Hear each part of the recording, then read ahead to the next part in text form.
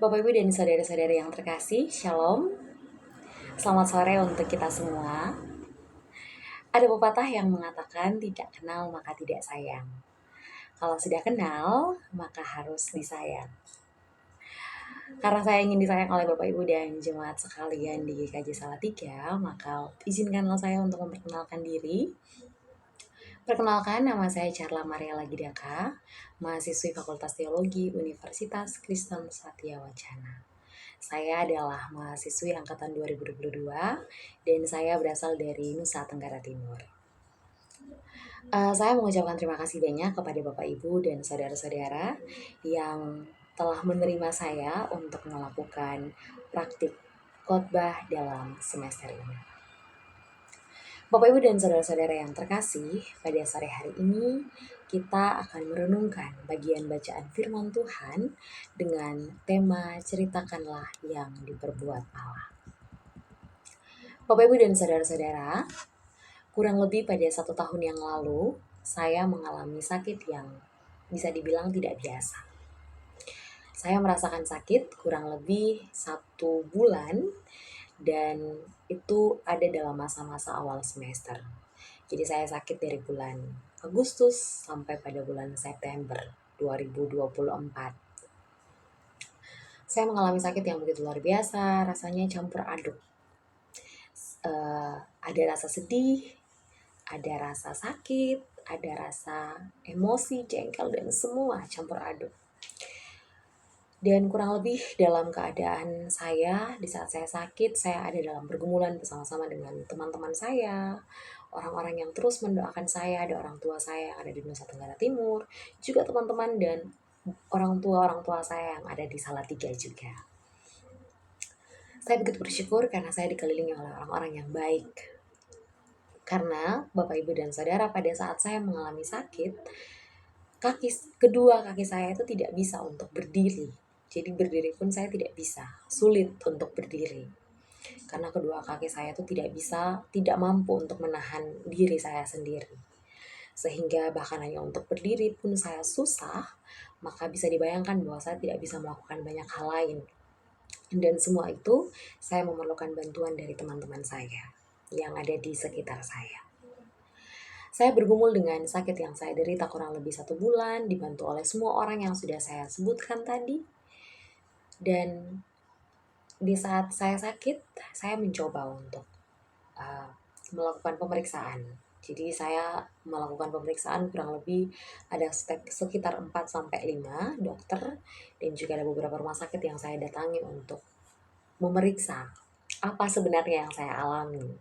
Begitu. Karena itu semua datang dengan tiba-tiba, dengan tidak ada jatuh atau apa begitu. Jadi saya pun bingung bagaimana bisa sehingga saya bisa mengalami sakit yang begitu luar biasa. Namun di saat saya melakukan pemeriksaan, Bapak Ibu, ternyata dari tim medis atau dari pihak rumah sakit, pihak klinik, mereka menyampaikan bahwa saya tidak sakit yang saya alami tidak ada dalam diagnosa mereka. Dan pada di ujung cerita ini kita semua bisa tahu bahwa sakit yang saya alami itu memang bukan berasal dari bukan sakit yang biasa begitu. Dan teman-teman dari daerah-daerah timur atau daerah-daerah luar Jawa ataupun teman-teman yang ada di sini pasti paham apa yang saya maksud begitu. Bapak Ibu dan Saudara, di saat saya mengetahui hal itu rasanya semakin campur aduk. Saya semakin bingung, saya semakin khawatir, semakin takut, semakin kecewa, dan banyak hal lain yang saya alami. Namun, di saat saya dibantu oleh begitu banyak orang yang mengasihi saya, Tuhan hadir dan berkarya dalam kehidupan saya. Saya begitu dikasihi oleh Tuhan, saya diberikan kesempatan untuk terus merasakan kasih-Nya dalam hidup saya. Melalui banyak orang di sekitar saya dipulihkan oleh Tuhan. Walaupun saya harus melewati begitu banyak drama, Bapak Ibu dan Saudara, saya harus kehabisan darah dan saya harus ditransfusi darahnya yang banyak. lalu saya harus melewati drama-drama lain, saya harus belajar untuk mengampuni, saya harus belajar untuk mengikhlaskan, saya harus belajar untuk menerima kenyataan bahwa memang itu yang saya alami. Namun melewati begitu banyak drama, Tuhan memberikan saya kesempatan terus-menerus untuk bahkan sampai di hari ini, di saat Tuhan memberikan saya kesempatan untuk berkhotbah, melakukan praktik khotbah, saya rasa bahwa ini bukan menjadi suatu kesengajaan. Namun ini adalah bagian dari karya Tuhan untuk saya memberitakan tema ceritakanlah apa yang diperbuat Allah, dan itu semua berangkat dari pengalaman pribadi saya. Sehingga di saat saya mampu untuk menceritakan ini kepada Bapak Ibu dan Saudara, maka itu semua adalah karya tangan Tuhan yang terjadi dalam hidup saya. Bapak Ibu dan Saudara-saudara, mungkin banyak di antara kita yang merasakan hal yang sama atau merasakan apa yang pernah saya rasakan. Merasakan bahkan ada yang lebih baik daripada saya atau ada yang lebih buruk daripada saya. Namun Bapak Ibu dan Saudara-saudara, pada hari ini kita akan belajar bersama melalui firman Tuhan bagaimana Allah melakukan karyanya dalam kehidupan kita untuk mendatangkan kebaikan. Bapak Ibu dan Saudara yang dikasihi Tuhan, pada sore hari ini bacaan kita yang sudah kita baca, firman Tuhan ini juga tertulis dalam Injil Matius dan juga Markus. Kisah yang kita baca pada sore hari ini menceritakan tentang perjalanan Yesus yang begitu panjang. Jika Bapak Ibu masih membuka Alkitab pada ayat yang sudah kita baca dalam Injil Lukas, bisa Bapak Ibu melihat di pasal sebelumnya atau di cerita kisah sebelumnya. Itu menceritakan tentang perjalanan Yesus sebelum masuk atau menginjakkan kaki ke tanah Gerasa, banyak hal yang dialami oleh beliau, oleh Tuhan. Namun, pada saat Tuhan Yesus tiba di kota Gerasa, di kota tersebut ada seorang laki-laki yang dirasuki oleh setan. Kita semua di sini pasti pernah melihat orang yang dirasuki setan ataupun pernah mendengar hal ini. Ketika orang yang dirasuki oleh setan ini melihat Yesus datang, dia sujud dan berkata, "Apa urusanmu dengan aku, hai Yesus, anak Allah yang maha tinggi? Aku mohon janganlah menyiksa aku." Bapak Ibu dan saudara-saudara, sebelumnya Yesus pernah memerintahkan untuk roh jahat itu keluar dari orang tersebut. Karena roh jahat itu sering menyeret-nyeret dia. Bisa dibayangkan lagi Bapak Ibu, di saat roh jahat menyeret-nyeret orang tersebut, tentunya rasanya pun campur aduk. Maka karena hal tersebut terjadi, maka orang tersebut dibelenggu atau diikat. Namun ikatan yang terjadi atau ikatan yang dilakukan itu terlepas. Sehingga orang tersebut dihalau oleh roh jahat untuk pergi atau keluar dan masuk ke tempat yang terpencil. Bapak Ibu dan saudara-saudara, pada kenyataannya bahwa orang itu tidak dirasuki hanya oleh satu roh jahat saja, tetapi banyak roh jahat. Bisa kita lihat dalam bacaan yang tadi, yang baru saja kita baca. Sehingga di saat Tuhan Yesus bertanya, "Siapakah namamu?" Dia menjawab bahwa nama saya adalah Legion. Legion itu berarti bahwa ia kerasukan banyak setan. Lalu Tuhan memerintahkan agar roh-roh jahat yang ada dalam diri orang tersebut pindah ke sekawanan babi yang ada di pinggir tebing. Jadi karena roh-roh jahat itu tidak sedikit, karena banyak, maka pindahnya itu ke sekawanan babi yang juga tidak sedikit. Lalu babi-babi yang sudah dirasuki oleh setan itu jatuh ke tebing yang curam dan mati dalam keadaan lemas. Di saat hal luar biasa itu terjadi, semua orang yang ada di sana melihat kejadian tersebut. Namun mereka mengusir Yesus. Mereka mengusir Yesus keluar dari daerah mereka untuk pergi jauh dari tempat itu karena mereka sangat ketakutan melihat apa yang baru saja terjadi di tempat mereka. Laki-laki yang tadinya kerasukan setan pun diperintahkan oleh Tuhan, pulanglah ke rumahmu dan ceritakanlah apa segala sesuatu yang telah dilakukan Allah kepadamu. Sehingga melalui ayat ini, Bapak, Ibu, dan Saudara, kita diminta oleh Tuhan agar kita pun dapat menceritakan apa yang sudah Allah perbuat dalam kehidupan kita. Selain itu, tadi juga ada beberapa ayat Alkitab yang sudah dibacakan sebelumnya oleh saudara-saudara kita, para lektor dan juga lektris. Kitab yang bacaan yang terambil dari kitab Yesaya, Galatia, dan juga Mazmur yang juga menjadi bagian dalam rangkaian pembacaan kita pada sore hari ini. Yang pertama, Bapak Ibu, jika kita lihat kembali pada kitab Yesaya tadi, pasal 65 ayat 1 sampai 9, menjelaskan bagaimana Tuhan memberikan jawaban melalui Nabi Yesaya kepada bangsa Israel atas apa yang mereka hadapi. Mereka menanggapi bahwa sebuah kehancuran yang mereka alami pada saat itu, di saat mereka melihat tempat mereka sudah hancur, di saat mereka melihat bahwa mereka sudah tidak ada harapan lagi, mereka menganggap bahwa itu adalah hukuman, itu adalah bagian dari murka Allah atas kehidupan mereka. Namun pada kenyataannya tidak.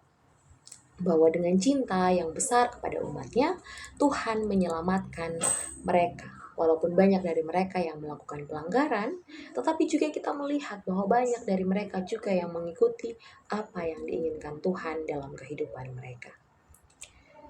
Selain itu juga ada dari kitab Mazmur yang memberikan kita penekanan melalui syair bahwa Tuhan adalah satu-satunya penolong dalam kehidupan kita. Tuhan menjadi satu-satunya penolong. Dan dalam syair tersebut, pemazmur berjanji untuk terus menceritakan karya Tuhan bagi orang lain. Dan mengajak semua orang untuk mengenal Dia yang adalah satu-satunya penolong itu. Lalu dalam kitab Galatia, Bapak, Ibu, dan Saudara, menekankan tentang iman menjadi dasar yang penting dan setiap orang adalah sama di hadapan Allah. Tidak ada perbedaan di dalamnya. Tuhan memberikan kita janji, Tuhan memberikan janjinya kepada kita bahwa Dia akan menyelamatkan dan memilih kita umat pilihannya.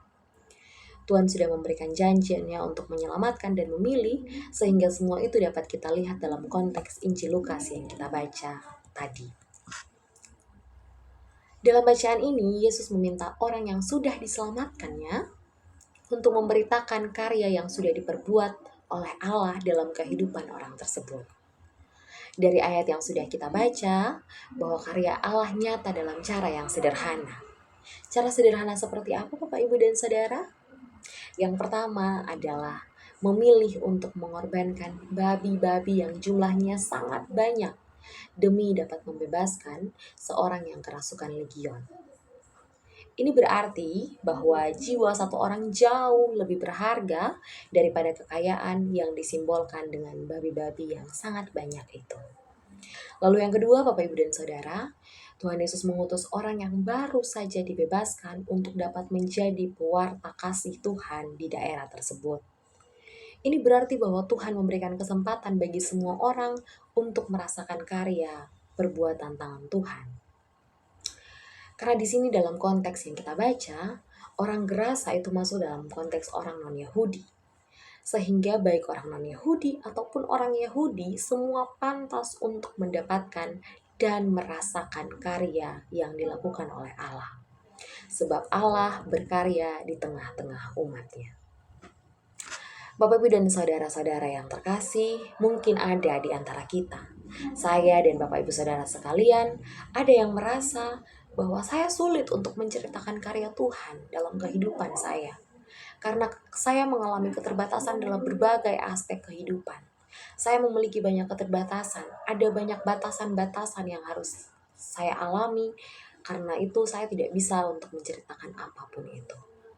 Namun mari kita melihat sikap Yesus yang tidak kenal lelah dalam memberikan kesempatan kepada semua orang untuk mengerti karya Allah. Kerinduan Tuhan adalah agar umatnya dapat mendengar dan merasakan karyanya, berapapun harganya.